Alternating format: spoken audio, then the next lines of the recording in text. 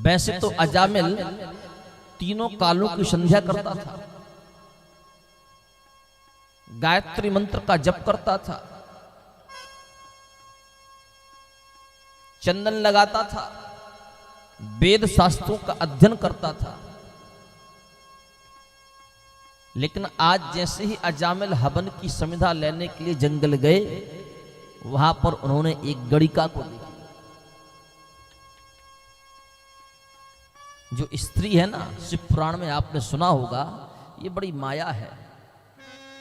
और एक बार स्त्री रूपी माया के चक्कर में जो फंस जाए, उससे बाहर निकलना बहुत मुश्किल हो जाता है प्यारे। इसलिए ईश्वर से हमेशा प्रार्थना यही करना कि जीवन में सब कुछ करा देना, पर स्त्री रूपी माया के चक्कर में मत फंसाना। अच्छों को पागल बना देती है ये माया। इंसान की सोच शक्ति सब समाप्त हो जाती है इस माया के चक्कर में। वही अजामिल के साथ हो गया। अजामिल ने उस गणिका को जंगल में देखा और देखते ही अजामिल उस गणिका पर मोहित हो गया। हवन की समिधा यानी लकड़ियों को छोड़कर इस गणिका के पास गया और कहने लगा, सुनो, मैं तुमसे विवाह करना चाहता। अजामिल भी सुंदर था। अच्छा, एक बात है, जो व्यक्ति भजन पूजन करने वाला व्यक्ति होता है, सनातन धर्म को मानने वाला व्यक्ति होता है, कहीं ना कहीं भगवान की आकर्षण शक्ति उसके ऊपर होती है। यदि आप भी भगवान का भजन पूजन करते हैं तो कहीं ना कहीं आपका चेहरा आपको भी अपने आप में बहुत अच्छा लगता है। एक अलग से ही शरीर में ऊर्जा रहती है। तो अजामिल तो वैसे भी त्रिकाल संध्या करने वाला व्यक्ति था, उसके अंदर कितनी ऊर्जा होगा। उसको देखकर के गणिका कहने लगी, सुनो, मैं भी तुम्हारी सुंदरता पर बहुत प्रभावित हो चुकी हूं, मैं भी तुम्हारे साथ विवाह करना चाहता हूं। फिर क्या, अजामिल और गणिका का विवाह हो गया।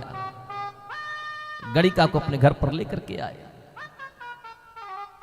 सुबह उठे, नित्य प्रतिदिन की भांति स्नान करके चंदन लगा करके संध्या बंधन करने के लिए बैठ गए। गणिका की आंख खुली। गणिका ने देखा, ओह, ये तो सुबह सुबह 4 बजे संध्या बंधन करने बैठ रहे हैं। गणिका दौड़ी बोली, खबरदार, तुम यदि मुझे अपने साथ रखना चाहते हो तो ये सब ढोंग धतूरे नहीं चलेगा, ये पाखंड नहीं चलेगा। अजामिल ने कहा, ये पाखंड दिख रहा है तुमको? ये मेरी सनातन की परंपरा है, ये मेरी सनातन की संस्कृति है, मैं इसके बिना नहीं रह सकता। गणिका ने कहा, तो फिर मैं तुम्हारे साथ नहीं रह सकती। तुम इसके बिना नहीं रह सकते तो मैं तुम्हारे साथ नहीं रह सकती, और तुम यदि इसको छोड़ दोगे तो फिर मैं तुमको अपना लूं। पर उसकी सुंदरता पर अजामिल इतना मोहित था कि उसने अपने सनातन धर्म के नियमों को छोड़ दिया और गणिका से कहा कि मैं तुमको नहीं छोड़ सकता, बाकी सब कुछ छोड़ सकता हूं। भजन पूजन करना बंद कर दिया। जब व्यक्ति भजन पूजन करना बंद कर देता है, धीरे धीरे भगवान के द्वार से दूर होने लगता है, तो उसके चेहरे का तेज नष्ट होने लगता है। और जब उसके चेहरे का तेज नष्ट होने लगता है तो जगह जगह उसको ठोकरें मिलने लगती हैं। जब जगह जगह उसको ठोकर खाने के लिए मिलने लगती हैं तो कोई भी व्यक्ति उसका सहायक नहीं होता। वही स्थिति अजामिल की हो गई। अब अजामिल क्या करे? जितना खजाना था, जितना धन था, धीरे धीरे खर्च हो गया। अब पैसा कहां से आएगा? माताओं को क्या, पैसा कहां से आ रहा है, कहां से नहीं आ रहा है? पत्नी 2 प्रकार की होती है, एक लक्ष्मी होती है और एक अलक्ष्मी होती है। लक्ष्मी वो होती है कि घर की प्रत्येक परिस्थितियों को देख करके अपने घर को चलाए, वो घर की लक्ष्मी होती है। इसका नाम लक्ष्मी नहीं होता। एक अलक्ष्मी होती है कि आपके पास कुछ हो या ना हो, भले ही लाखों का कर्जा सर पर हो, 1 लाख का है तो 2 लाख का हो जाएगा, कोई फर्क नहीं पड़ता। 2 लाख का कर्जा है तो 3 लाख का हो जाएगा, पर घर में सब चकाचक रहना चाहिए। कर्जे के साथ समझौता आप करो, हम खाने पीने पहनने ओढ़ने में समझौता नहीं करेंगे। इसे कहते हैं अलक्ष्मी। इसलिए भैया अपने घर में लक्ष्मी को ही रखना, अलक्ष्मी को मत रखना, वो बर्बाद कर देगी। जिस घर में लक्ष्मी होती है वो व्यक्ति दिन प्रतिदिन हमेशा आगे की ओर बढ़ता है, घर में सुख शांति होती है।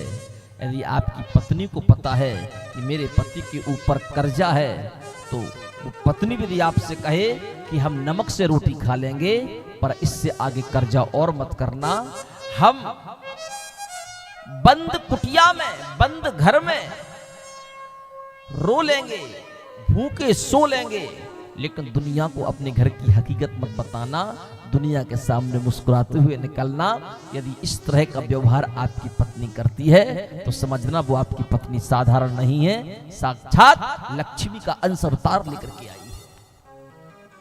और उसकी यही सोच एक दिन आपको कर्ज से मुक्त कर देगी, और कर्ज से मुक्त करने के पश्चात आपके घर में सुख शांति समृद्धि सब कुछ आ जाएगा। अब तो अजामिल धीरे धीरे धन के चक्कर में चोरी करने लगा, धन के चक्कर में चोरी करने लगा। धीरे धीरे चोरों का सरदार बन गया।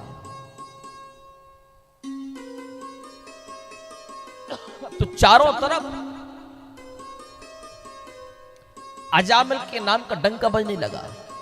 थोड़ी बहुत चोरी थोड़ी करता था, सीधी बैंक लूटता था। वो एक गिरोह उसके साथ चलता था, 10-25-50 लोगों का। बस वो तो केवल ऑर्डर देता था कि जाओ वहां से लूट लाओ, और वो बैठ जाता।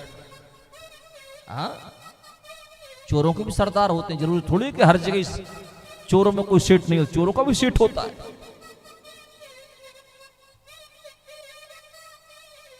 धीरे धीरे धीरे धीरे चारों तरफ पहले अजामिल को भक्त अजामिल के नाम से जानते थे, अब अजामिल को चोर डाकू के नाम से जानने लगे। एक दिन कुछ संत